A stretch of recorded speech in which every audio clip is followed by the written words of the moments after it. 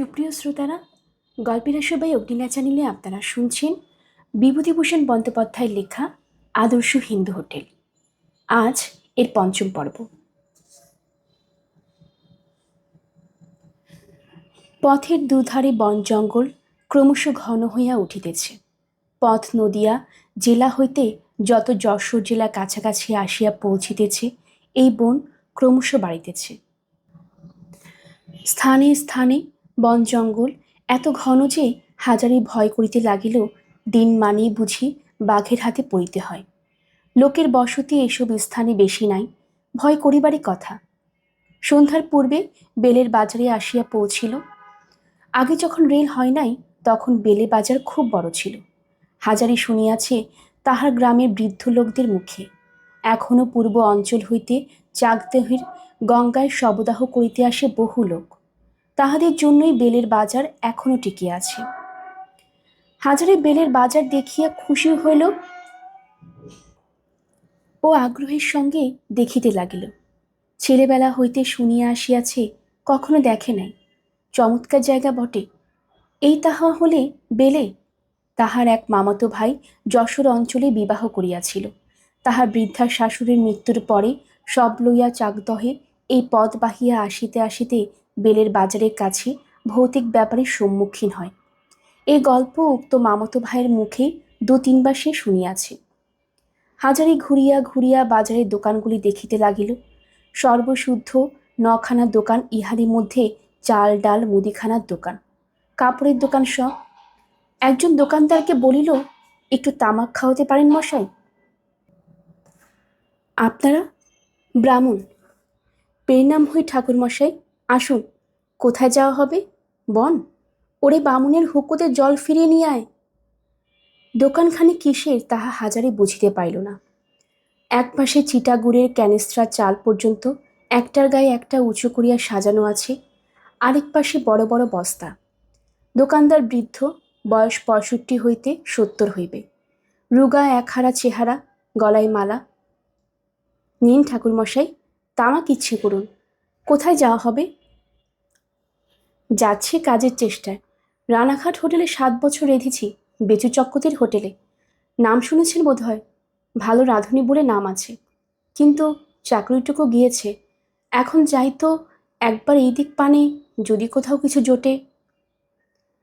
দোকানদার পূর্বাপেক্ষা অধিক সম্ভ্রমের চোখে হাজারিকে দেখিল। নিতান্ত গ্রাম্য ঠাকুর পূজারী বামুন নয়। রানাঘাটের মতো শহর বাজারে বড় হোটেলে 7-8 বছর সুখ্যাতির সঙ্গে রান্নার কাজ করিয়াছে। কত দেখিয়াছে, শুনিয়াছে, কত বড় লোকের সঙ্গে মিশিয়াছে। না, লোকটা সে যাহা ভাবিয়াছিল তাহা নয়। হাজারি বলিল, রাত হয়ে আসছে, একটু থাকার জায়গার কি হয় বলতে পারেন? দোকানদার অত্যন্ত খুশি হইয়া বলিল, এইখানে থাকুন, এ আর কি। আমার এই পেছন দিকে দিব্যি চালা রয়েছে, একখানা তক্তপোষ রয়েছে। চালায় রান্না করুন, তক্তপোষে শুয়ে থাকুন। কথায় কথায় হাজারি বলিল, আচ্ছা, এখানে গঙ্গাযাত্রী দিন কত যাতায়াত করে? সেদিন আর নেই বেলের বাজারে। আগে 8-10 দল, এক এক দলে 10-12 জন করে মানুষ এই নিত্য যেত। এখন কোনো দিন মোটেই না, কোনো দিন 3টে, বড্ড জোর 4টে। আগে লোকের হাতে পয়সা ছিল, মরা গঙ্গায় দিত। আজকাল হাতে নেই পয়সা, মলে নদীর ধারে, খালের ধারে, বিলের ধারে পুরায়। হাজারে ভাবিতেছিল বেলের বাজারে একখানা ছোটোখাটো হোটেল চলিতে পারে কিনা। 3 দল গঙ্গা যাত্রীতে 30টি লোক থাকিলে যদি সকলে খায়, তবে 30 জন খরিদ্দার। 30 জন খরিদ্দার রোজ খাইলে মাসে 50-60 টাকা লাভ থাকে, খরচা বাদে। সেই জায়গায় 20 জন হোক, 10 জন হোক রোজ, তবুও পরের চাকুরির চেয়ে ভালো। পরের চাকুরি করিয়া পাইতেছে 7 টাকা, আর অজস্র অপমান বকুনি। সর্বদা ভয়ে ভয়ে থাকা। 10 জন খরিদ্দার যে হোটেলে রোজ খায়, সেখানে অন্তত 12-13 টাকা মাসে লাভ থাকে। পরদিন সকালে উঠিয়া সে গোপালনগরের দিকে রওনা হইল। হাতের পয়সা এখনো যথেষ্ট, 5 টাকা আছে। কোনো ভাবনা নাই। কাল রাত্রে দোকানদার চাল ডাল হাড়ি কিনিয়া আনিতে চাহিয়াছিল। হাজারি তাহাতে রাজি হয় নাই, নিজে পয়সা খরচ করিয়াছে। দুপুরের রৌদ্র বড় চড়িল। নির্জন রাস্তা, দুধারে কোথাও ঘন বন জঙ্গল, কোথাও ফাঁকা মাঠ। লোকালয় চোখে পড়ে না। এক আধখানা চাষাদি গ্রাম ছাড়া। ঘণ্টা 2 হাঁটিবার পরে হাজারি তৃষ্ণা পাইল। কিছু দূরে একটা ছোট পুকুর দেখিয়া তাহার ধারে বসিতে যাইবে এমন সময় একখানা খালি গরুর গাড়ি পুকুরের পাশে মেটে রাস্তা দিয়া নামিতে দেখি। গাড়োয়ানকে ডাকিয়া বলিল, কাছে কোনো গ্রাম আছে বাপু? একটু জল খাবো, ব্রাহ্মণ। গাড়োয়ান বলিল, আমার সঙ্গে আসুন ঠাকুরমশাই, কাছেই ছিন্নগর। শিমলে, আমি বামুনবাড়ি যাব, তেনাদের গাড়িতে আসুন।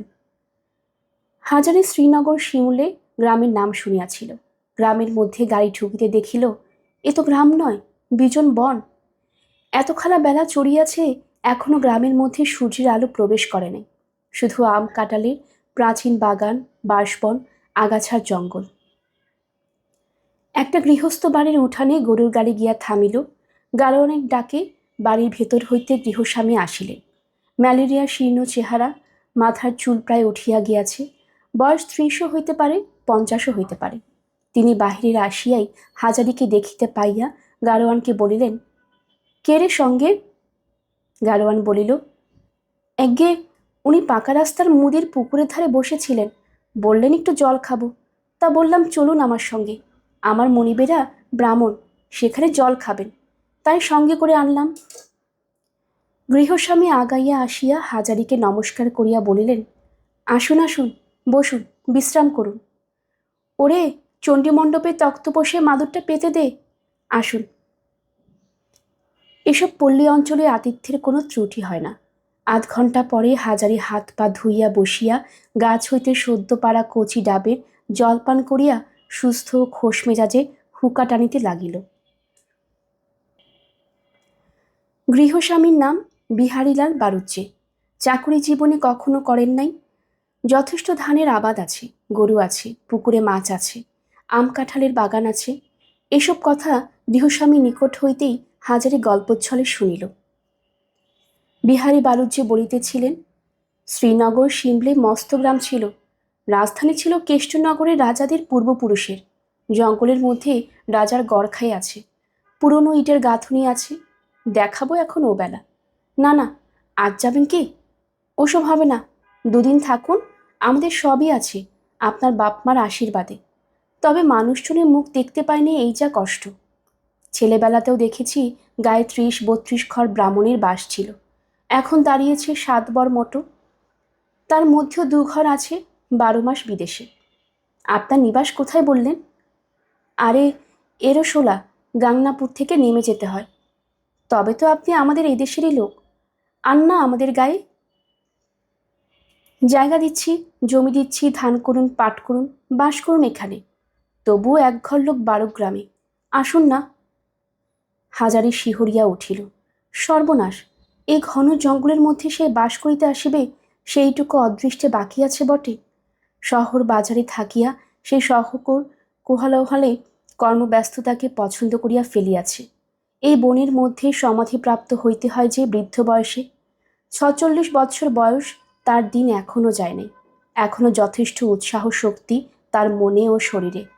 তাছাড়া সে বোঝে হোটেলের কাজ, একটা হোটেল খুলিতে পারিলে তাহার বয়স 10 বছর কমাইয়া যাইবে। নবযৌবন লাভ করিবে সে, চাষাবাসে সে কি জানে। হোটেলের কথা হাজারি এখানে বলিল না।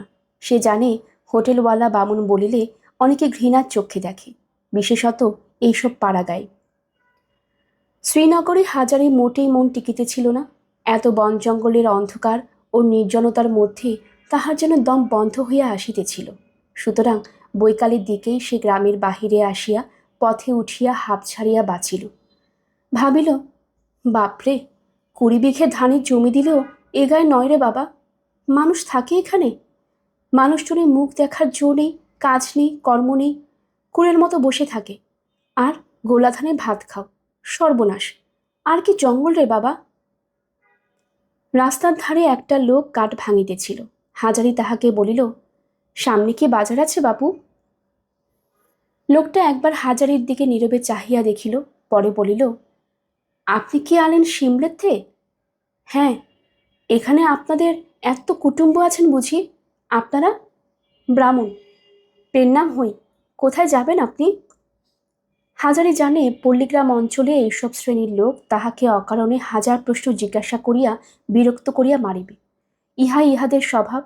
হাজারিও পূর্বে এই রকম ছিল, কিন্তু রানাঘাট শহরে এতকাল থাকিয়া বুঝিয়াছে অপরিচিত লোককে এসব প্রশ্ন জিজ্ঞাসা করিতে নাই, বা করিলে লোকে চটে। হাজারি বর্তমান প্রশ্নকর্তার হাত এড়াইবার জন্য সংক্ষেপে দু একটি কথার উত্তর দিয়া তাহাকে আবার জিজ্ঞাসা করিল, সামনে কি বাজার পড়বে বাপু? এগ্গে যান, গোপালনগরে বড় বাজার পড়বে, কোষ তুই আর আছেন। গোপালনগরের নাম হাজারির কাছে অত্যন্ত পরিচিত। এদিকের বড়গঞ্জ গোপালনগর, সকলেই নাম জানে। মধ্যাহ্ন ভোজটা একটু বেশি হইয়া গিয়াছিল। রাতে খাইবার আবশ্যক নাই, একটু আশ্রয় পাইলেই হইল। সুতরাং হাজারির মন সম্পূর্ণ নিশ্চিন্ত হইল। এ কয়দিন সে যেন নতুন জীবনযাপন করিতেছে। সকালে উঠিবার তাড়া নাই, পদ্মঝির মুখ নাড়া নাই, বেচু চক্রতির কাছে বাজারে হিসাব দিতে যাওয়া নাই, দর্শের কয়লা জ্বলা অগ্নিকণ্ডের তাতে বসিয়া সকাল হইতে বেলা 1টা এবং ওদিকে সন্ধ্যা হইতে রাত 12টা পর্যন্ত হাতা খুন্তির নাড়া নাই। বাঁচিয়াছে সে। পথের ধারে একটা গাছতলায় পাকা বেল পড়িয়া রহিয়াছে দেখিয়া হাজারে সেটা সংগ্রহ করিয়া লইল। কাল সকালে খাওয়া চলিবে। সব ভালো, কিন্তু তবু হাজারের মনে হয় এ ধরনের ভবঘুরে জীবন তাহার পছন্দসই নয়। বৃথা ঘুরিয়া বেড়াইয়া কি হইবে? চাকুরি জুটে তো ভালো, নতুবা এ ধরনের জীবন সে কতকাল কাটাতে পারে? 1 মাসও নয়। সে চায় কাজ, পরিশ্রম করিতে সে ভয় পায় না। সে চায় কর্মব্যস্ততা, 2 পয়সা উপার্জন, নাম, উন্নতি। ইহার উহার বাড়ি খাইয়া বেড়াইয়া পথে পথে সময় নষ্ট করিয়া লাভ নাই। গোপালনগর বাজার পৌঁছিতে বেলা গেল। বেশ বড় বাজার, অনেকগুলি ছোট দোকান, ভালো ব্যবসার জায়গা বটে। হাজারি একটা বড় কাপড়ের দোকানের সামনে টিউবওয়েলে হাত মুখ ধুইয়া লইল। নিকটে একটা কালী মন্দির, মন্দিরের রোয়াকে বসিয়া সম্ভবত মন্দিরের পূজারী ব্রাহ্মণ হুঁকা টানিতেছে। এটি দেখিয়া হাজারি তামাক খাইবার জন্য কাছে গিয়া দাঁড়াইয়া বলিল, একবার তামাক খাওয়াবেন? আপনারা? ব্রাহ্মণ, বসুন, এই নিন। আপনি কি মন্দিরে মায়ের পূজা করেন? আজ্ঞে হাঁ। আপনার কোথা থেকে আসা হচ্ছে? আমার গাড়ি গাংনাপুরের সন্নিকটে এরোসোলা। রাঁধুনি কাজ করি, চাকুরির চেষ্টায় বেরিয়েছি। এখানে কেউ রাঁধুনি রাখবে বলতে পারেন? একবার এই বড় কাপড়ের দোকানে গিয়ে খোঁজ করুন। ওরা বড় লোক, রাঁধুনি ওদের বাড়িতেই থাকে। বাবু ছোট ভাইয়ের বিয়ে আছে। যদি এই সময় নতুন লোকের দরকার পড়ে, ও যাতে তিলি, বাজারের সেরা ব্যবসাদার, ধনী লোক। হাজারি কাপড়ের দোকানে ঢুকিয়া দেখিল একজন শ্যামবর্ণ চেহারার দোহারার লোক গদির উপর বসিয়া আছে। সেই লোকটি যে দোকানের মালিক ইহা কেহ বলিয়া না দিলেও বোঝা যায়। হাজারিকে ঢুকিতে দেখিয়া লোকটি বলিল, আসুন, কি চাই? ওদিকে যান। ওহে, দেখ ইনি কি নেবেন? বলিয়া লোকটি দোকানের অন্য যে অংশে অনেকগুলি কর্মচারী কাজকর্ম ও কেনাবেচা করিতেছে সেদিকটা দেখাইয়া দিল। হাজারি বলিল, বাবু, দরকার আপনার কাছে। আমি রান্না করি, ব্রাহ্মণ। শুনলাম আপনার বাড়িতে রাঁধুনি রাখবেন, তাই। ও, আপনি রান্না করবেন? রাঁধতে জানেন ভালো? কোথায় ছিলেন এর আগে? আগে রানাঘাট হোটেল ছিলাম 7 বছর। হোটেলে? হোটেলের কাজ আর বাড়ির কাজ এক নয়। এ খুব ভালো রান্না চাই। আপনি কি তা পারবেন? কলকাতা থেকে কুটুম আসে প্রায়। হাজারি হাসিয়া ভাবিল, তুমি আর কি রান্না খেয়েছ জীবনে? কাপড়ের দোকান করেই মরেছ বই তো নয়। তেমন রান্না কখনো চোখে দেখনি। মুখে বলিল, বাবু, একদিনের জন্য রেখে দেখুন, না হয়। রান্না ভালো না হয় এমনিই চলে যাব, কিছু দিতে হবে না। দোকানের মালিক পাকা ব্যবসাদার, লোক চেনে। হাজারের কথার ধরন দেখিয়া বুঝিল এ বাজে কথা বলিতেছে না। বলিল, আচ্ছা, আপনি আমাদের বাড়ি যান। এই সামনের রাস্তা দিয়ে বরাবর গিয়ে বাদিকে দেখবেন বড় বাড়ি। ওরে নিতাই, তুই বাপু একবার যা তো, ঠাকুর মশাইকে বাড়িতে শশধরে হাতে তুলে দিয়ে আয়। বলকে ইনি এই থেকে রাঁধবেন, বুঝলি? নিয়ে যা। মাইনে টানে কিন্তু ঠাকুর মশাই পরে কাজ থেকে ধার্য হবে। হ্যাঁ, সে 2-4 দিন পরে, তবে নিয়ে যা। প্রথম দিনের কাজেই হাজারি নাম কিনিয়া ফেলিল। বাড়ির কর্তা 10 টাকা বেতন ধার্য করিয়া দিলেন। তাহার গৃহিণী অসুস্থ প্রায় 12 মাস। উঠিতে বসিতে পারলেও সংসারে কাজকর্ম বড় একটা দেখেন না। 2টি মেয়ের বিবাহ হইয়া গিয়াছে, তাহারা থাকে শ্বশুর বাড়ি। একটি 16-17 বছরের ছেলে স্কুলে পড়ে, আর একটি 8 বছরের ছোট মেয়ে। বাড়ির সকলেই ভালো লোক। এতদিন চাকুরি করিয়া হাজারীর যে খারাপ ধারণা হইয়াছিল পরের চাকরির সম্বন্ধে, এখানে আসিয়া তাহা চলিয়া গেল। ইহারা জাতিতে গন্ধবণিক। বাড়ির সকলে ব্রাহ্মণকে খাতির করিয়া চলে। হাজারের মৃদু স্বভাবের জন্য সে অল্পদিনের মধ্যে বাড়ির সকলের বিশেষ প্রিয়পাত্র হইয়া উঠিল। মাসখানেক কাজ করিবার পর হাজারি প্রথম মাসের বেতন পাইয়াই বাড়ি যাইবার ছুটি চাহিল। অনেক দিন বাড়ি যাওয়া হয় নাই। টেপিকে কতকাল দেখে নাই। দোকানে মালিক ছুটিও দিলেন। গোপালনগর স্টেশনে ট্রেনে চড়িয়া বাড়ি আসিতে প্রায় 3 আনা ট্রেন ভাড়া লাগে। মিছামিছি 3 আনা পয়সা খরচ করিয়া লাভ নাই। হাঁটা পথে মাত্র 7-8 ক্রোশ হাজাইদের গ্রাম হাঁটিয়া যাওয়াই ভালো। বাড়ি পৌঁছিতে সন্ধ্যা হইয়া গেল। টেপি ছুটিয়া আসিয়া বলিল, বাবা এসো এসো, কোত্থেকে এলে এখন? তারপর সে ঘরের ভেতর হইতে পাখা আনিয়া বাতাস করিতে বসিয়া গেল। হাজারে মনে হইল তার সারা দেহ মন জুড়াইয়া গেল টেপির হাতের পাখার বাতাসে। টেপির জন্য খাটিয়া সুখ, যত কষ্ট, যত দুঃখ রানাঘাট হোটেলের, সব সে সহ্য করিয়াছে টেপির জন্য, ভবিষ্যতে আরও করিবে। যদি বংশীধর ঠাকুরে ভাগ্নিও সেই ছেলেটির সঙ্গে। যাক সেসব কথা। টেপি বলিল, বাবা অতসী দিদি একদিন তোমার কথা বলছিল। আমার কথা? হরিচরণ বাবুর মেয়ে? হ্যাঁ বাবা, বলছিল তুমি অনেকদিন আসোনি, চলো না আজ যাবে। ওখানে গিয়ে চা খাবে, এখন কলের গান শুনবে। এই সময় টেপির মা ঘাট হইতে গা ধুইয়া বাড়ি ফিরিল। হাসি মুখে বলিল, কখন এলে? হাজারি, এই তো খানিকক্ষণ। ভালো তো সব? টাকা পেয়েছিলে? হ্যাঁ, ভালো কথা। ওদের বাড়ির সতীশ বলছিল রানাঘাট থেকে পাঠানো 9 টাকা। তুমি এর মধ্যে কোথাও গিয়েছিলে নাকি? রানাঘাটের চাকরি করিনি তো, এখন আছি গোপালনগরে। বেশ ভালো জায়গায় আছি বুঝলে। গন্ধবণিকের বাড়ি, ব্রাহ্মণ বলে ভক্তি ছেদ্দা খুব, খাওয়া দাওয়া ভালো, কাপড়ে মস্ত দোকান, দিব্যি জলখাবার দেয় সকালে বিকালে। টেপি বলিল, কি জলখাবার দেয় বাবা? এই ধরো, কোনোদিন মুড়ি নারকেল, কোনোদিন হালুয়া। টেপির মা বলিল, বসো, জিরো। চা নেই, তাহলে করে দিতাম। টেপি, যাবে মা? সতীশদের বাড়ি চা আছে। এই কথা বলিবার সময় টেপির মা ভ্রু দুটি উপরের দিকে তুলিয়া এমন একটি ভঙ্গি করিল যাহা শুধু নির্বোধ মেয়েরা করিয়া থাকে। দুটো চেয়ে নিয়ে আয়। টেপি বলিল, দরকার কি মা? আমি নিয়ে যাই না কেন বাবাকে অতসী দিদিদের বাড়ি? সেখানে চা হবে এখন, জলখাবার হবে এখন। দুবার টেপি অতসীদের বাড়ি যাইবার কথা বলিয়াছে, সুতরাং হাজারে মেয়ের মতে মত না দিয়া থাকিতে পারিল না।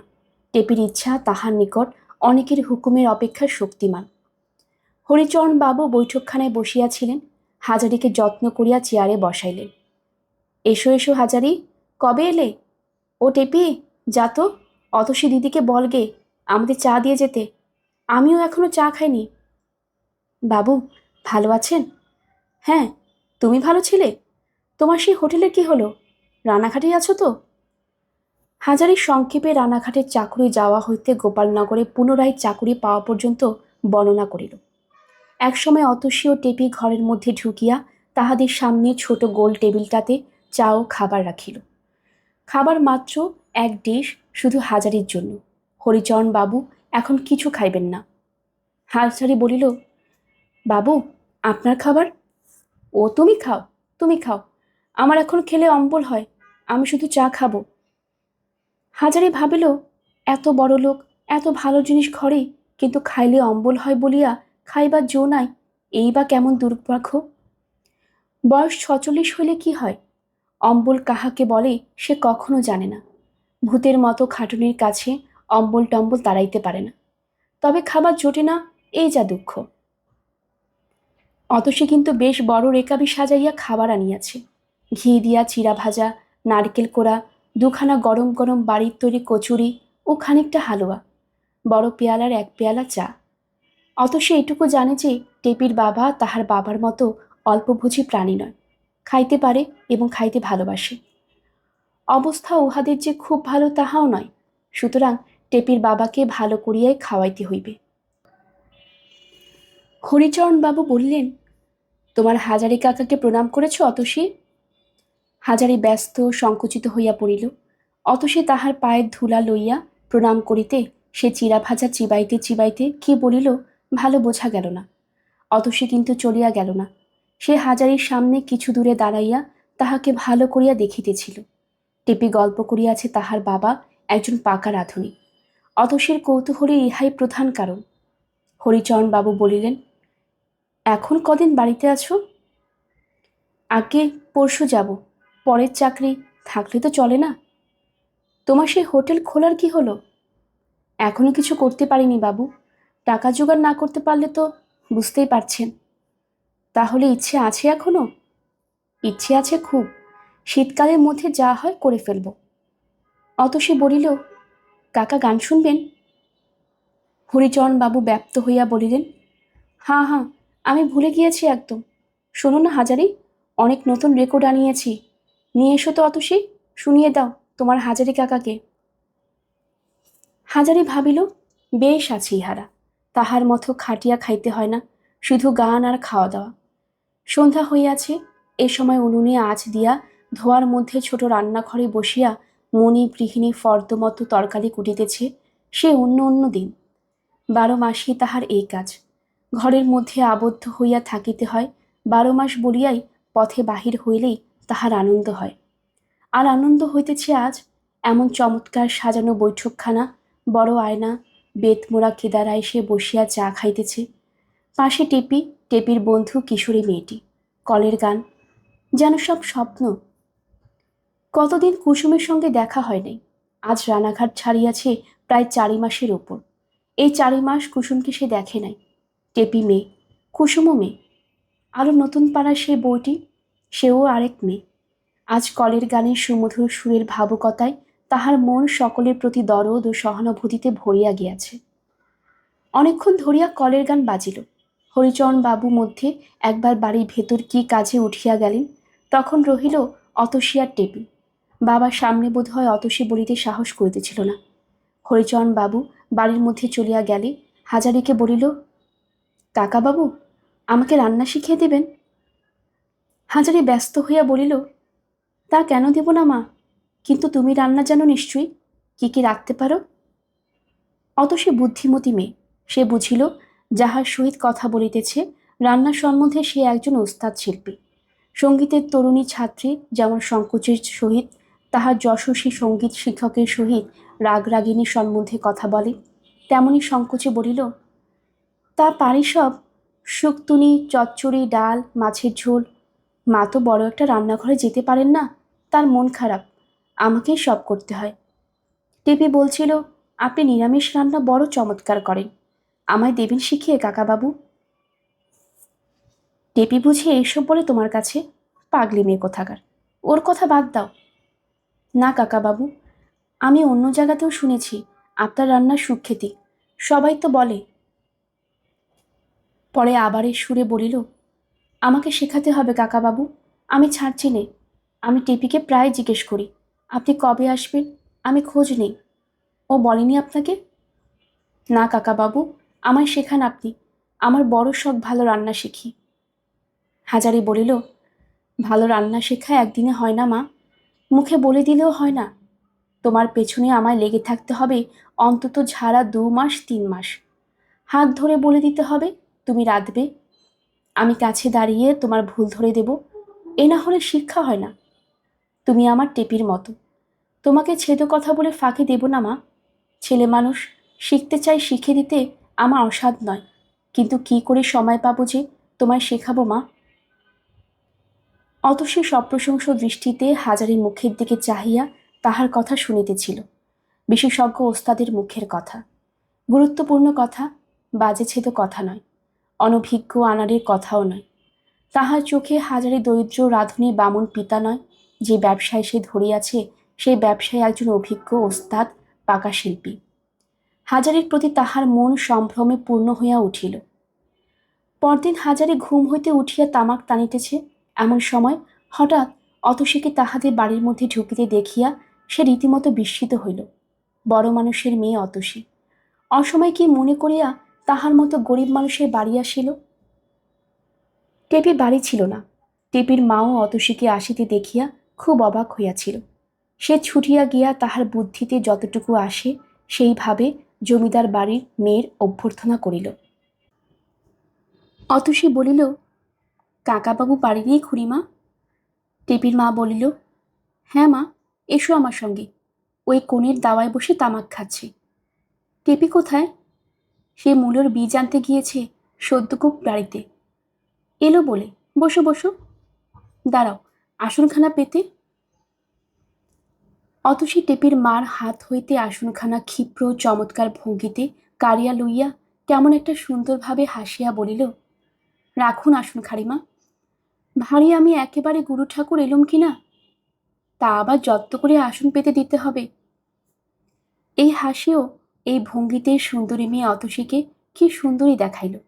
টেপির মা মুগ্ধ দৃষ্টিতে চাহিয়া রহিল অতসীর দিকে। ইতিমধ্যে হাজারে সেই স্থানে আসিয়া বলিল, কি মনে করে সকালে লক্ষ্মী মা? অতসী হাজারের কাছে গিয়া বলিল, আপনার সঙ্গে একটা কথা আছে। কি কথা মা? চলুন ওদিকে, একটু আড়ালে বলবো। হাজিরা ভাবে পাইল না এমন কি গোপনীয় কথা অতসী তাহাকে আড়ালে বলিতে আসিয়াছে এই সকালবেলায়। দাওয়ায় ছাঁচতলার দিকে গিয়া বলিল, কি কথা মা?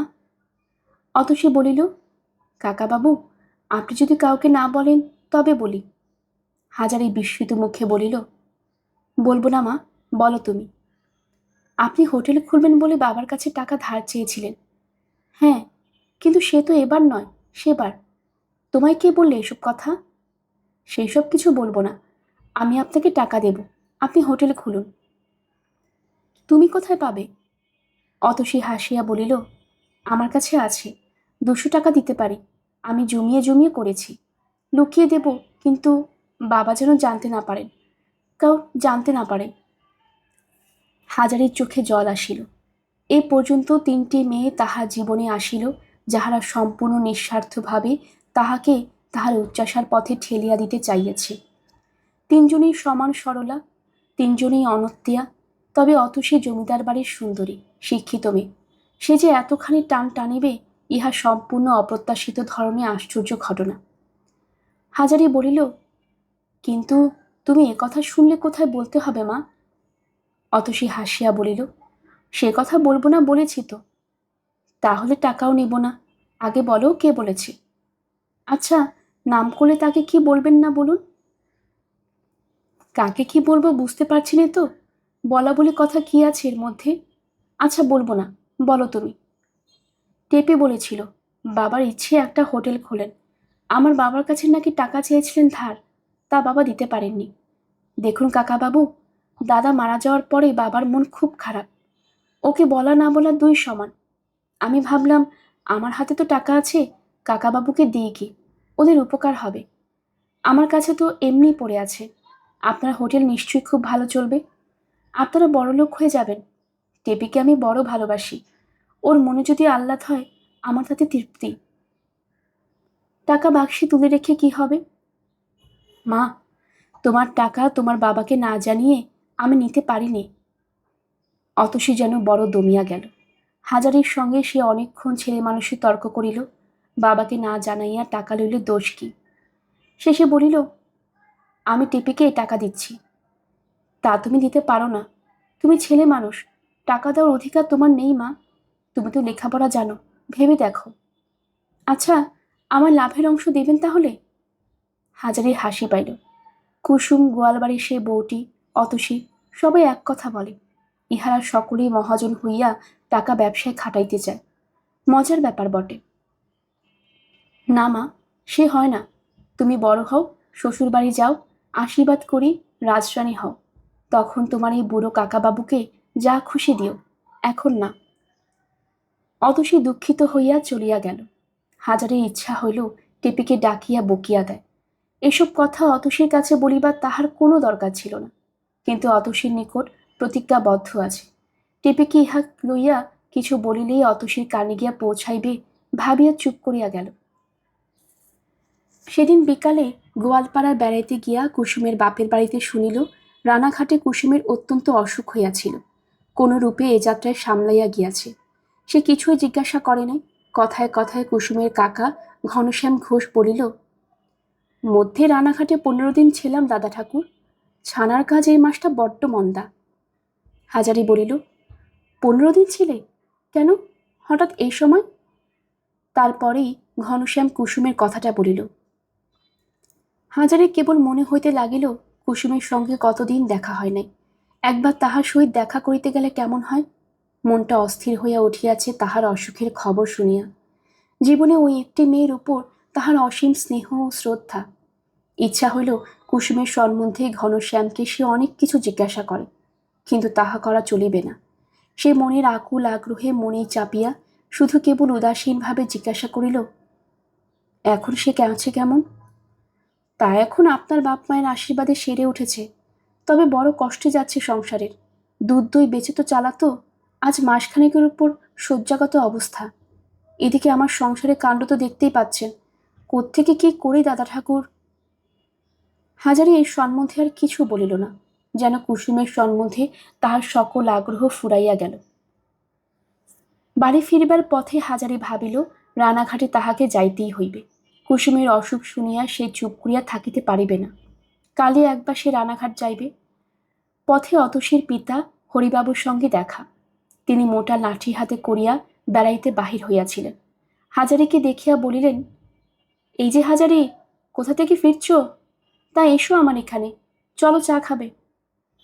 বৈঠকখানে হাজারিকে বসাইয়া হরিবাবু বলিলেন, বসো, আমি বাড়ির ভেতর থেকে আসছি, তারপর দুজনে একসঙ্গে চা খাওয়া যাবে, যতদিন বাড়ি আছো। আসা যাওয়া একটু করো হে, কেউ আসে না। একলাটি সারাদিন বসে বসে আর সময় কাটে না। দাঁড়াও আসছি। হরিবাবু বাড়ির মধ্যে চলিয়া যাবার কিছুক্ষণ পরে অতসী একখানা রেখাবিতে খান কতক লুচি, বেগুন ভাজা এবং একটু আখের গুড় লইয়া আসিল। হাজারির সামনের টেবিলে রেকাবি রাখিয়া বলিল, আপনি ততক্ষণ খান কাকাবাবু, চা দিয়ে যাচ্ছি। হাজারি বলিল, বাবু আসুন আগে। বাবা তো খাবার খাবেন না, তিনি খাবেন শুধু চা। আপনি খাবারটা ততক্ষণ খেয়ে নিন, চা একসঙ্গে দেব। অতসী চলিয়া গেল না, কাছে দাঁড়াইয়া রহিল। হাজারি একটু অস্বস্তি বোধ করিতে লাগিল, বলিবার কিছু খুলিয়া না পাইয়া বলিল, টেপি আজ আসেনি মা? না, এবেলা তো আসেনি। হাজারি আর কিছু কথা না পাইয়া নীরবে খাইতে লাগিল। খাইতে খাইতে একবার চোখ তুলিয়া দেখিল অতসী এক দৃষ্টে তাহার দিকে চাহিয়া আছে। অতসী সুন্দরী মেয়ে, টেপির বন্ধু হইলেও বয়সে টেপির অপেক্ষা 4-5 বছরের বড়। এই বয়সের সুন্দরী মেয়ের সহিত নির্জন ঘরে অল্পক্ষণ কাটাইবার অভিজ্ঞতাও হাজারের নাই। সে রীতিমতো অস্বস্তি বোধ করিতে লাগিল। অতসী হঠাৎ বলিল, কাকাবাবু, আপনি আমার উপর রাগ করেননি? হাজারি থতমত খাইয়া বলিল, রাগ? রাগ কিসের মা? ওবেলা ব্যাপার নিয়ে? না না, এতে আমার রাগ হবার কিছু নেই, বরং তোমারই। না না না, শুনুন কাকাবাবু, আমি তারপর ভেবে দেখলাম আপনি আমার টাকা নিলে খুব ভালো করতেন। জানেন, আমার দাদা মারা যাওয়ার পর আমি কেবলই ভাবি দাদা বেঁচে থাকলে বাবার বিষয় আমি পেতাম না। এখন কিন্তু আমি পাবো, কিন্তু ভগবান জানেন কাকাবাবু, আমি 1 পয়সা চাইনি বিষয়ে। দাদা বিষয় ভোগ করতো তো করতো, নয়তো বাবা বিষয় যা খুশি করে যান, উড়িয়ে যান, পুড়িয়ে যান, দান করুন। আমার যেন এ না মনে হয় আজ দাদা থাকলে এই বিষয় আমি পেতাম না, দাদাই পেত। বিষয়ের জন্য যেন দাদার উপর কোনোদিন আমার নিজের হাতে যা আছে তাও উড়িয়ে দেব। অতসীর চোখ জলে টলটল করিয়া আসিল। সে চুপ করিল। হাজারি সান্ত্বনার সুরে বলিল, না মা, ওসব কথা কিছু ভেবো না। তোমার বাবা মাকে তুমি বুঝিয়ে রাখবে, তুমি ওদের একমাত্র বাঁধন। তুমি ওরকম হলে কি চলে? ছি মা। হাজারি সত্যি অবাক হইয়া গেল। ভাবিল, এইটুকু মেয়ে, কি উঁচুমুখ দেখো একবার। বড় বংশ নইলে আর বলেছে কাকে? এ কি আর বেচুবাবুর হোটেলের পদ্মছি? হাজারি বলিল, আচ্ছা মা, আমাকে টাকা দেবার তোমার ঝোঁক কেন হলো বলো তো? তোমরা মেয়েরা যদি ভালো হও তো খুবই ভালো, আর মন্দ হও তো খুবই মন্দ। আমায় তুমি বিশ্বাস করো মা। আপনি বুঝে দেখুন, না হলে আপনাকে টাকা দিতে চাইবো কেন? তোমার বাবাকে না জানিয়ে দেবে? বাবাকে জানালে দিতে দেবেন না, অথচ আমার টাকা পড়ে রয়েছে। আপনার উপকার হবে। আমি জানি আপনাদের সংসারে কষ্ট, টেপির বিয়ে দিতে হবে। কোথায় পাবেন টাকা? কোথায় পাবেন কি? আপনার রান্নার যেমন সুখ্যাতি, আপনার হোটেল খুব ভালো চলবে। 6 বছরের মধ্যে আপনার টাকা আপনি ফেরত দিতে দেবেন। হাজারি মুগ্ধ হইয়া গেল অতসীর হৃদয় পরিচয় পাইয়া। বলিল, আচ্ছা, তুমি দিও টাকা, আমি নেব। হোটেল এই মাসেই আমি খুলব। তোমার মুখ দিয়ে ভগবান এ কথা বলেছেন মা। তোমরা নিষ্পাপ ছেলে মানুষ, তোমাদের মুখেই ভগবান কথা কন। অতসী হাসিয়া বলিল, তাহলে নেবেন? ঠিক ঠিক বলছি। এবার ঘুরে জায়গা দেখে আসি। রানাঘাট যাচ্ছি কাল সকালে, হয় সেখানে, নয়তো গোয়ারির বাজারে জায়গা দেখব। খবর পাবে তুমি। আবার ঘুরে আসছি 3-4 দিনের মধ্যে। অতসী বলিল, বাবার আহ্নিক করা হয়ে গেছে, বাবা আসবেন। আপনি বসুন, আমি আপনাদের চা নিয়ে আসি। শুনুন কাকাবাবু, আপনি যেদিন আমার বাবার কাছে হোটেলের জন্য টাকা চান, আমি সেদিন বাইরে দাঁড়িয়ে সব শুনেছিলাম। সেই থেকে আমি ঠিক করে রেখেছি আমার যা টাকা জমানো আছে আপনাকে তা দেবে। আচ্ছা বলো তো মা, একটা সত্যি কথা, আমার ওপর তোমার এত দয়া হলো কেন? বলবো কাকাবাবু? আপনার দিকে চেয়ে দেখে আমার মনে হতো আপনি খুব সরল লোক আর ভালো লোক। আমার মনে বড় কষ্ট হয় আপনাকে দেখলে, সত্যি বলছি। তবে দয়া বলছেন কেন? আপনি, আমি আপনার মেয়ের মতো না? বলিয়াই অতসী এক প্রকার কুণ্ঠা ও লজ্জা মিশ্রিত হাসি হাসিল। হাজারি বলিল, তুমি আর জন্মে আমার মা ছিলে, তাই দয়ার কথা বলছি। নইলে কি সন্তানের উপর এত মমতা হয়? তুমি সুখে থাকো, রাজরানী হও, এই আশীর্বাদ করছি। আমি তোমার গরিব কাকা, এর বেশি আর কি করতে পারি? অতসী আগাইয়া আসিয়া হঠাৎ নিচু হইয়া হাজারির পায়ে ধুলা লইয়া প্রণাম করিল এবং আরেকটু না দাঁড়িয়া তৎক্ষণাৎ বাড়ির মধ্যে চলিয়া গেল। রাত্রি সারা রাত্রি হাজারি ঘুমাইতে পারিল না। অতসীর মতো বড় ঘরের সুন্দরীর স্নেহ আদায় করার মধ্যে একটা নেশা আছে। হাজারিকে সেই নেশায় পাইয়া বসিল। তাহার জীবনের এক অদ্ভুত ঘটনা। সকালে উঠিয়া সে রানাঘাটে রওনা হইল। বেশি নয়, 5-6 মাইল রাস্তা। হাঁটিয়া বেলা 8:30টার সময় স্টেশনের নিকটে সেগুন বনে গিয়া পৌঁছিল। রেল বাজারের মধ্যে ঢুকিতেই তাহার ইচ্ছা হইল একবার তাহার পুরাতন কর্মস্থানে উঁকি মারিয়া দেখিয়া যায়। আজ প্রায় 5 মাস সে রানাঘাট ছাড়া।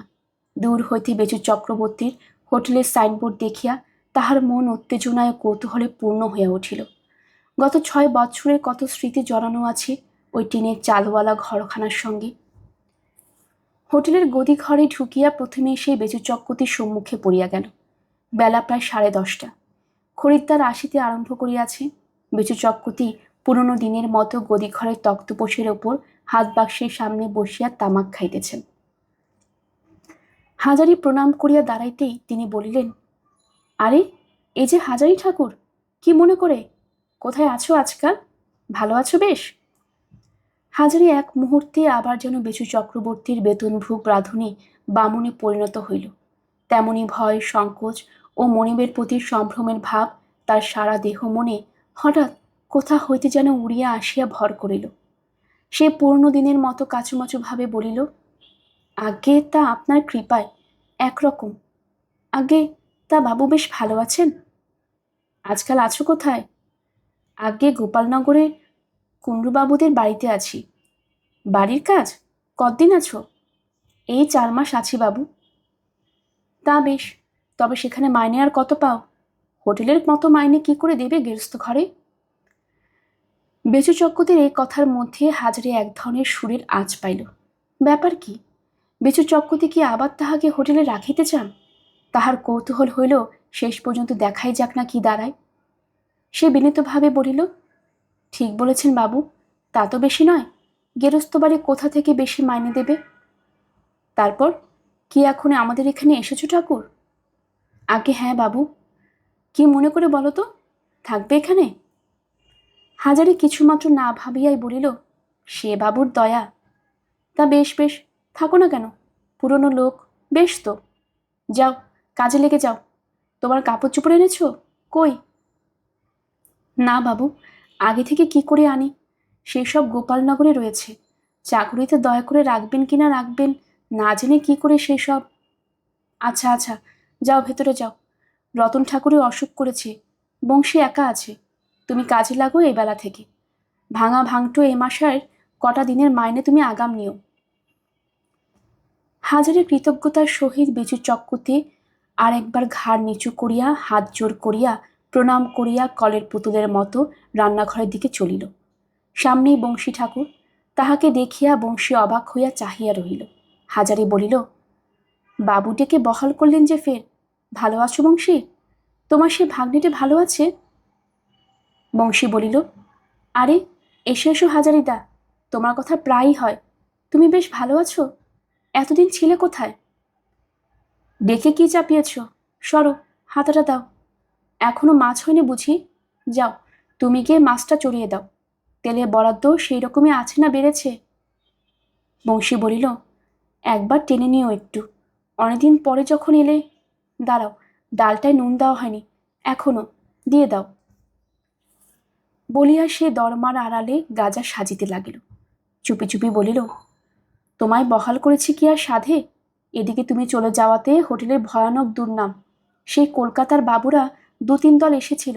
যেই শুনলে তুমি এখানে নেই, তারা বললে সেই ঠাকুরের রান্না খেতে এখানে আসা। সে যখন নেই, আমরা রেলের হোটেলে খাবো। হাঁটুরে খদ্দেরও অনেক ভেঙে গিয়েছে। যদু বাড়ুজ্যের হোটেলে। তোমায় বাবু বহাল করলেন কেন জানো? যদু বাড়ুজ্যের হোটেলে তোমাকে পেলে লুফে নেয় এখনই। তোমার অনেক খোঁজ করেছে ওরা। বংশীর হাত হইতে গাজার কলিকা লইয়া দম মারিয়া হাজারে কিছুক্ষণ চক্ষু বুঝিয়া চুপ করিয়া রহিল। কি হইতে কি হইয়া গেল? চাকরি লইতে সে তো রানাঘাট আসে নাই, কিন্তু পুরাতন জায়গায় পুরাতন আবিষ্টনীর মধ্যে আসিয়া সে বুঝিয়াছে এতদিন তাহার মনে সুখ ছিল না। এই বেচু চক্কতির হোটেল, এই দরমার বেড়া দেওয়া রান্নাঘর, এই পাথুরে কয়লার স্তূপ, এই হাতাবেড়ি, এই তার অতি পরিচিত স্বর্গ। ইহাদের ছাড়িয়া কোথায় সে যাইবে? ভগবান এমন সুখের দিনও মানুষের জীবনে আনিয়া দেন। বংশীর হাতে কলিকা ফিরাইয়া দিয়া সে খুশির সহিত বলিল, নাও, আরেকবার টান দিয়ে নাও। ডালের সম্বরা দিয়ে গে। এবেলা এখনো বাজার আসেনি নাকি? বংশী বলিল, মাছটা কেবল এসেছে, তরকারি পাতি এলো বলে। গোবরা গিয়েছে। গোবরা নতুন চাকর, বেশ লোক, আমার ওপর ভারী ভক্তি। এলে দেখো এখন। এই সময় 3য় শ্রেণীর টিকিট লইয়া জন 2 খরিদ্দার খাইবার ঘরে ঢুকিতেই হাজারি অভ্যাস মতো পুরাতন দিনের ন্যায় হাঁকিয়া বলিল, বসুন বাবু, জায়গা করাই আছে, নিয়ে যাচ্ছি, বসুন পড়ুন। মাছ এখনো হয়নি এত সকালে, কিন্তু শুধু ডাল আর ভাজা। বংশী, ভাত নিয়ে আসো হে, ডালটায় সম্বর দিয়ে নেই। বেলা ওইদিকে প্রায় 10টা বাজে। কেষ্টনগরে গাড়ি আসবার সময় হলো। আজকাল স্টেশনে খদ্দের আনেকে। হাজারি যেন দেহে মনে নতুন বল ও উৎসাহ পাইয়াছে। হাজার হোক শহর বাজার জায়গা রানাঘাট, কত লোকজন, গাড়ি, হৈ হৈ, ব্যস্ততা, রেলগাড়ি, গাড়ি ঘোড়া। এখানে একবার কাটাইয়া গেলে কি অন্য জায়গা কারো ভালো লাগে? একটা জায়গার মতো জায়গা। এমন সময় একজন কালো মতো ছোকরা চাকর তরকারি বোঝায় ঝুড়ি মাথায় রান্নাঘরে নিচু হইয়া ঢুকিল। পেছনে পেছনে পদ্মছি। পদ্মছি বলিতে বলিতে আসিতেছিল, বাবা, বেগুন আর কেনবার জো নেই রানাঘাটের বাজারে। 8 পয়সা করে বেগুনের শের। ভূ ভারতে কে শুনেছে কবে? যত বেটা ফোড়ে জুটে, বাজার একেবারে আগুন করে রেখেছে। সব চলল কলকাতা, সব চলল কলকাতা। তা গরিব গুরব লোক কেনেই বা কি, আর খাই বা কি? ও বংশী, ঝুড়িটা ধরে নামাও ওর মাথা থেকে। দরজার চৌকাঠে পা দিয়াই সে সম্মুখে থালার অন্ন পরিবেশনরত হাজারিকে দেখিয়া থমকাইয়া দাঁড়াইয়া একেবারে যেন কাঠ হইয়া গেল। হাজারি পদ্মছিকে দেখিয়া থতমত খাইয়া গেল। তাহার পুরাতন ভয় কোথা হইতে সেই মুহূর্তে আসিয়া জুটিল। সে কাষ্ঠ হাসি হাসিয়া আমতা আমতা সুরে বলিল, এই যে পদ্মদিদি, ভালো আছো বেশ? আমি। পদ্মছি বিস্ময়ের ভাবটা সামলাইয়া লইয়া বংশী ঠাকুরের দিকে চাহিয়া বলিল, ঝুঁইটা নামিয়ে নাও না ঠাকুর, ওর সঙ্গের মতো দাঁড়িয়ে রইল ঝুড়ি মাথায়। মাছ হলো? তারপর হাজারির দিকে তাচ্ছিলের ভাবে চাহিয়া বলিল, কখন এলে? আজই এলাম পদ্মদিদি। আজ এই বেলা এখানে থাকবে? বংশী ঠাকুর বলিল, হাজারিকে যে বাবু বহাল করেছেন আবার, ও এখানে কাজ করবে। পদ্মশ্রী কঠিন মুখে বলিল, তা বেশ। রান্নাঘরে আর না দাঁড়াইয়া সে বাহিরে চলিয়া গেল। বংশী ঠাকুর অনুচ্চ স্বরে বলিল, পদ্ম দিদি চটেছে, বাবুর সঙ্গে এবার একচোট বাঁধবে। পদ্মকে সারা দুপুর আর রান্নাঘরের দিকে দেখা গেল না। হাজারির মন ছটফট করিতেছিল, কতক্ষণে কাজ সারিয়া কুসুমের সঙ্গে গিয়া দেখা করবে। সে দেখিল সত্যই হোটেলের খরিদ্দার কমিয়া গিয়াছে। পূর্বে যেখানে বেলা 2:30টার কমে কাজ মিটিত না, আজ সেখানে বেলা 1টার পরে বাহিরের খরিদ্দার আসা বন্ধ হইয়া গেল। হাজারি বলিল, হ্যাঁ বংশী, 3rd ক্লাসের টিকিট মোট 30খানা। আগে যে 70-75 খান একবেলাতেই হতো। এত খদ্দের গেল কোথায়? বংশী বলিল, তবুও তো আজকাল একটু বেড়েছে, মধ্যে আরও পড়ে গিয়েছিল। 20 খান 3rd ক্লাসের টিকিট হয়েছে, এমন দিনও গিয়েছে। লোক সব যায় যদু বাড়ুজ্যের হোটেলে। ওদের এই বেলা 100, ও বেলা 60-70 খদ্দের। হাটের দিন আরও বেশ। আর খদ্দের থাকে কোথা থেকে বলো? মাছের মুড়ো কোনোদিন খদ্দেরা চেয়েও পাবে না। বড় মাছ কাটা হলেই মুড়ো নিয়ে যাবেন পদ্ম দিদি। আমাদের কিছু বলবার জো নেই। তার উপর আজকাল যা চুরি শুরু করেছে পদ্ম দিদি, সেসব কথা আর বলবো এখন। খেয়ে নাও আগে। হোটেল হইতে খাওয়া দাওয়া সারিয়া হাজির হইয়া বাহির হইয়া মোড়ার দোকানে 1 পয়সা বিড়ি কিনিয়া ধরাইল। চূর্ণির ধারে তাহার সে পরিচিত গাছতলাটায় কতদিন বসা হয় নাই, সেখানে গিয়ে আজ বসিতে হইবে। পথে রাধাবল্লভ তলায় সে ভক্তি ভরে প্রণাম করিল। আজ তাহার মনে যথেষ্ট আনন্দ। রাধাবল্লভ ঠাকুর জাগ্রত দেবতা, এমনও দিন তাহাকে জুটাইয়া দিয়াছেন। আজ ভোরে যখন বাড়ি হইতে বাহির হইয়াছিল, সে কি ইহা ভাবিয়াছিল? অস্বপনের স্বপন। চোর বলিয়া বদনাম রটাইয়া যাহারা তাড়াইয়াছিল, আজ তাহারাই কিনা যাচিয়া তাহাকে চাকরিতে বহাল করিল। চুনি নদীর ধারে পরিচিত গাছতলাটায় বসিয়া সে বিড়ি টানতে টানতে 1 পয়সার বিড়ি শেষ করিয়া ফেলিল মনের আনন্দে। কুসুমের বাড়ি এখন সব ঘুমাইতেছে। গৃহস্থ বাড়িতে দেখাশোনা করিবার এ সময় নয়। বেলা কখন পড়িবে? অন্তত 4টা না বাজিলে কুসুমের ওখানে যাওয়া চলে না। এখনো 1.5 ঘন্টা দেরি। গোপালনগরে কুণ্ডুবাড়ির হইতে তাহার কাপড়ের পুটুলিটা একদিন গিয়া আনিতে হইবে। গত মাসের মাহিনা বাকি আছে। দেয় ভালো, না দিলে আর কি আর করা যাইবে। আজ একটু রাত থাকিতে উঠিবার দরুন ভালো ঘুম হয় নাই। তাহার উপরে অনেকদিন পরে হোটেলের খাটুনি, 5 ক্রোশ পায়ে হাঁটিয়া সংগ্রাম হইতে রানাঘাট আসা প্রভৃতির দরুন হাজারের শরীর ক্লান্ত ছিল। গাছতলার ছায়ায় কখন সে ঘুমাইয়া পড়িয়াছে, যখন ঘুম ভাঙিল তখন সূর্যের দিকে চাহিয়া তাহার মনে হইল চারিটা বসিয়া গিয়াছে। কিছুক্ষণের মধ্যে সে কুসুমের বাড়ির দরজা গিয়া কড়া নাড়ল। কুসুমের নিচে আসিয়া খিল খুলিল এবং হাজারিকে দেখিয়া অবাক হইয়া বলিল, জ্যাঠামশাই, কোথা থেকে? আসুন আসুন। তারপরে সে নিচু হইয়া হাজারির পায়ের ধুলা লইয়া প্রণাম করিল। হাজারি হাসি মুখে বলিল, এসো এসো মা, কল্যাণ হোক। ছেলেপিলে সব ভালো তো? এত রোগা হয়ে গিয়েছ? ইস, তোমার কাকার মুখে তোমার বড্ড অসুখের কথা শুনলাম। কুসুম বাড়ির মধ্যে তাহাকে লইয়া গিয়া ঘরের মেঝেতে শতরঞ্জি পাতিয়া বসাইল। বলিল, ভয় নেই জ্যাঠামশাই, মরচিনে অত শিগগির। আপনি সেই যে গেলেন, আর কোনো খবর নেই। অসুখের সময় আপনার কথা কত ভেবেছি জানেন জ্যাঠামশাই। মরেই যদি যেতাম, দেখা হতো আর। অখদ্দে আপদ না হলে মরেই তো। ছি ছি মা, ওরকম কথা বলতে আছে? কোথায় ছিলেন এতদিন আপনি? আজ কোথা থেকে এলেন? এরোশোলা থেকে। কুসুম ব্যস্ত হইয়া বলিল, হেঁটে এসেছেন বুঝি? খাওয়া হয়নি? হাজারি হাসিয়া বলিল, ব্যস্ত হইও না মা, বলছি সব। সকালে বেরিয়েছিলাম এরোশোলা থেকে। বলি চাই একবার রানাঘাট, তোমার সঙ্গে দেখা করবার ইচ্ছে খুব হলো। রেলবাজারে যেমন বাবুর হোটেল দেখা করতে যাওয়া, অমনি বাবু বহাল করলেন কাজে। সেখানে কাজ সাঙ্গ করে চূর্ণির ধারে বেরিয়ে এই আসছি। ওমা, আমার কি হবে? ওরা আবার আপনাকে ডেকে বহাল করেছে। তবে মিথ্যে জোরে অপবাদ দিয়েছিল কেন? পদ্ম আছে তো? পদ্ম নেই তো যাবে কোথায়? আছে বলে আছে, খুব আছে। পরে গর্বের সুরে বলিল, আমায় না নিলে হোটেল যে এদিকে চলে না, খদ্দের পত্তর তো অর্ধেক ফর্সা, সব উঠেছে গিয়ে বাড়ুজ্যের মশাইয়ের হোটেলে। হাজার হোক হোটেলের মালিক, সুতরাং তাহার মনিবের সমশ্রেণীর লোক। হাজারি যদু বাড়ুজ্যের নামটা সমীহ করিয়া এই মুখে উচ্চারণ করিল। কুসুম যেন অবাক হইয়া খানিকটা দাঁড়াইয়া রহিল, পরে হঠাৎ ব্যস্ত হইয়া উঠিয়া বলিল, বসুন জ্যাঠামশাই, আসছি আমি। না না, শোনো, এখন খাওয়া দাওয়ার জন্য যেন কিছু করো না, আপনি বসুন তো, আসছি আমি। কোনো কথাই খাটিল না।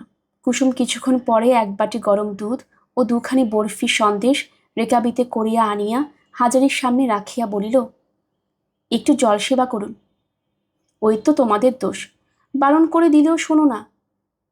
কুসুম হাসি মুখে বলিল, কথা শুনবো এখন পরে, দুধটা সেবা করুন সবটা।